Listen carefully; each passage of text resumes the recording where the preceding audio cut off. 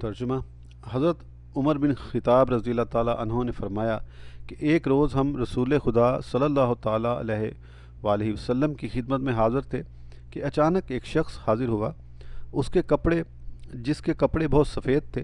اور بال نہایت سیاہ، نہ اس شخص پر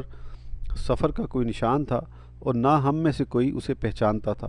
یہاں تک کہ وہ حضور صلی اللہ علیہ وآلہ وسلم کے سامنے بیٹھ گیا اور دوزانوں ہو کر اپنے گھٹنے حضور صلی اللہ تعالیٰ علیہ وآلہ وسلم کے گھٹنے سے ملا دیے اور اپنے دونوں ہاتھ اپنی رانوں پر رکھ لیے اور عرض کیا، اے محمد صلی اللہ تعالیٰ علیہ وآلہ وسلم، مجھ کو اسلام کی حقیقت کے بارے میں آگاہ فرمائیے۔ حضور صلی اللہ تعالیٰ علیہ وآلہ وسلم نے فرمایا، اسلام یہ ہے کہ تو گواہی دے اس امر کی کہ خدائے تعالیٰ کے سوا کوئی معبود نہیں، اور محمد صلی اللہ تعالیٰ علیہ وآلہ وسلم